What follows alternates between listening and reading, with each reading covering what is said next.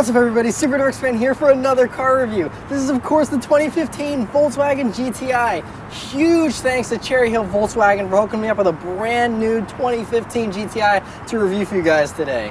So about the brand new GTI, well, I think that it looks spectacular. I mean, obviously these cars don't have radical redesigns. It's just an evolutionary improvement, and I think it looks better than any previous generation Volkswagen GTIs. It's just longer and lower and wider, and just has such a more aggressive stance than the previous cars. And I love the way it looks. It's really smaller looking to me, and it's just really cool, especially this one with the lighting package. You have the red stripe that's continued from the grille into the headlights there, and there's just a lot of really cool little details on this car that really just make it stand out from the previous generation. I think this is definitely the best looking one they've ever made.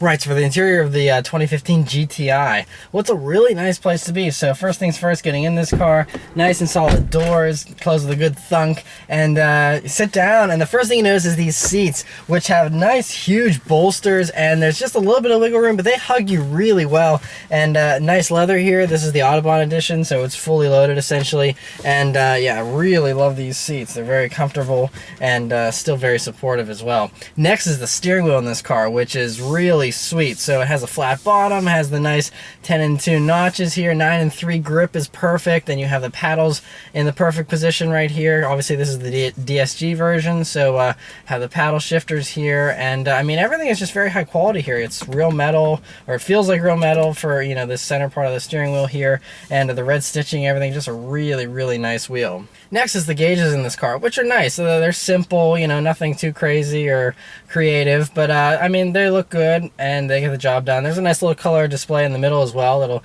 give you a digital speedometer as well as some other information that you can pull up there. And coming along to the center of the dashboard here, so you know, you have this touchscreen head unit here for the Autobahn edition, and it's nice. It's a small screen though. The resolution isn't very good. It is kind of cool because it's touchscreen and it actually has gestures, so you can swipe through things like it's a tablet. But you know, with the stuff that, you know, Ford has, there's so many better head units out there. This is definitely not the strong suit of the Volkswagen GTI. I mean, it gets the job done, except the navigation system lady that speaks, she even sounds pretty dismal. Now turn left. Please turn right after 1,200 feet. So this whole head unit just leaves a little bit to be desired, but it's not bad. Coming along to the climate control knobs and stuff down here, they have a good resistance. It feels a tiny bit cheap. They're just, you know, kind of some cheaper plastic. And, you know, but the build quality in here overall is really good. I know that's something a lot of people are worried about because this is the first GTI to be produced from Mexico. It's not built in Germany anymore, and so people are worried about fit and finish, but everything is nice and tight and very high quality in here for sure. As far as storage space goes in this car, it's really good. So you have map pockets here in the doors with a bottle holder. You have this center cubby that's pretty deep. It also has a media in thing, so you'll be able to plug in, you know, different accessories through that. But this cubby is nice and deep. You can fit lots of stuff. It's rubberized as well, so things won't slide around in there too much. And then you have your 2 cup holders here, which are on the small side, but I mean, they get the job done, I'm sure. And then you have this center console here in the back that isn't very deep, kind of small, and it just has a power outlet. All the touch points in this car are really good. You know, this elbow pad here is pretty soft. This center console is pretty soft. I mean, so, you know, all the things you come in contact with on a regular basis are nice and soft. The only thing I can complain about is if you're, you know, someone larger and you rest your knee on this center console, that's hard plastic, and that wouldn't be very comfortable for long trips if you're resting your knee on that. Backseat space in this car is really nice. Plenty of room back there, and I like the back seats because they have a little bit of side bolstering as well, so you're not just sliding all over the place in the back there, so that's nice for sure.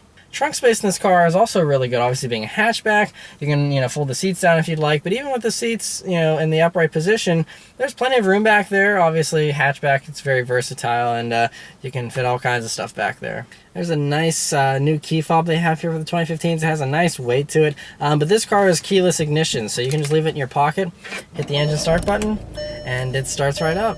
Alright, so setting off in the 2015 Volkswagen GTI. So I'm on this bumpy little service road here, and it'll give me a good feel for how the car's suspension soaks up bumps. And it's actually really good. I mean, it's very communicative, which is good, and you know, I mean, it's not buttery smooth. I'm going over a speed bump here. I mean, it's not jarring, but not the smoothest out there. I think the Ford Focus ST probably has a slightly better ride, and there's some more comfortable cars out there, but I actually really like the way this feels going down the road. Visibility in this car is really good too. Large windshield, large side glass, excellent rearward visibility. I mean, everything is top notch, no complaints. Also, this car has the DSG transmission, which is really smooth.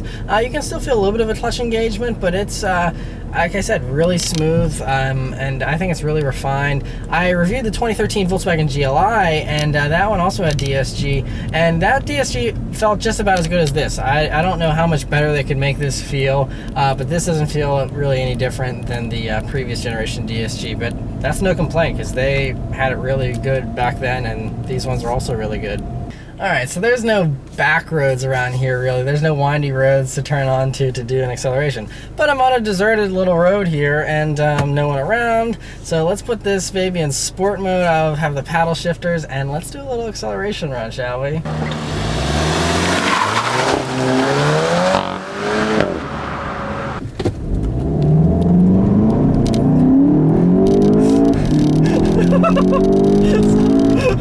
It's really quick and it sounds really good. You can hear that induction noise and it sounds really good as I come up to a red light. So yeah, very torquey. Obviously, this car has a lot more power. 258 foot-pounds of torque now versus the previous generation, which had like 210 foot-pounds or something. I mean, a huge improvement in torque. I mean, I think the horsepower only went up by 10 horsepower, so that's not a big improvement, but the torque is what totally makes this car feel much different than the previous, GLIs and GTIs and things like that. It just feels so much more gutsy now than it did before, and like I said, that sound is awesome as well, and yeah, it's just a really, really hard-pulling car. Alright, so aside from the acceleration though, just driving around, like I said, there's not a ton of windy roads, but when I've been on on-ramps and off-ramps and stuff, I mean, the handling is very good. I mean, GTIs are always famous for being very good handlers, and this one is no exception. It's definitely a very confidence-inspiring car when you're going around corners. Steering weight is just about perfect. It's just media enough that it's substantial, and yeah, I don't know. I mean, everything about this car is really good. I wish the throttle response was a little bit better so far. The brake feel though is really good, but throttle response, and even just whenever this transmission's in drive, it's a little slow to react still. But once you do get it up and going though, that motor just churns out that torque, and yeah, it just flies. But yeah, I'm going to drive this car around for a little while longer here, and I'll come back and give you some updated impressions. Alright, so I'm driving this car for a while longer here, and I think the one main question a lot of people watching this video are probably asking themselves is it worth the upgrade? Is it worth getting the newest version over the older versions that are cheaper, or if you currently have an older version, is it worth the upgrade?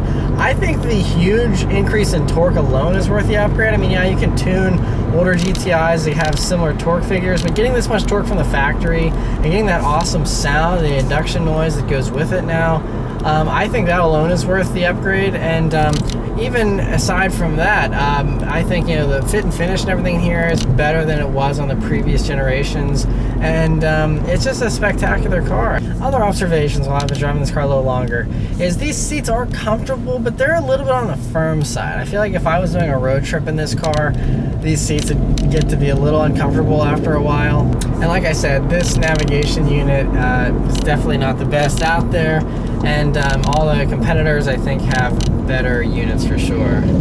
Alright, so the dealership was nice enough to actually let me drive a manual transmission as well, because a lot of you would probably say, review the manual, so I'll give you my manual impressions here now. And the gear shifter, it's very short throws, it's just really smooth in its engagement, and really like it a lot. No vagueness whatsoever, you know exactly what gear you're in, and yeah, it feels really good. Clutch engagement is also really smooth, and it's a light clutch, but it has enough weight that it's not like artificially light.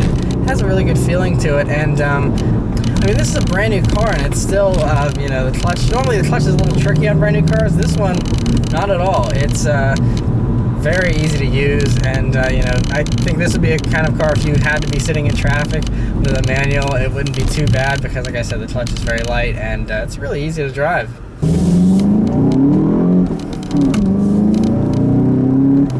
Yeah, I think, you know, the more that I drive the manual, I feel like this would definitely be my choice if I were to buy a GTI. It's, you know, there's just no delay at all. I mean, the DSG is really good. You know, it's not too bad of a delay, but nothing beats the control of a manual still. Like, it's just, nothing beats it in my opinion. So if I were to get one of these, my recommendation would definitely be to get the manual. I think the ride in this car is definitely a little bit stiffer than it is in the Ford Focus ST, but I really actually like the way this drives better. I think it's a little more raw, and you know, I think this is more exciting than other cars like the Honda Civic Si. This is excellent though, seriously. Like I said, this would probably be my choice for a hot hatchback if I was, you know, looking for a four-door one. Obviously, I love my Mini, and that's my choice for a two-door, but four-door hatchback, I think this is basically perfect. So yeah, huge thanks to Cherry Hill Volkswagen once again for hooking me up with a brand new car to review for you guys today. Really can't thank them enough. And so yeah, let me know what you think about this review in the comments, and I'll see you guys next time. Take care.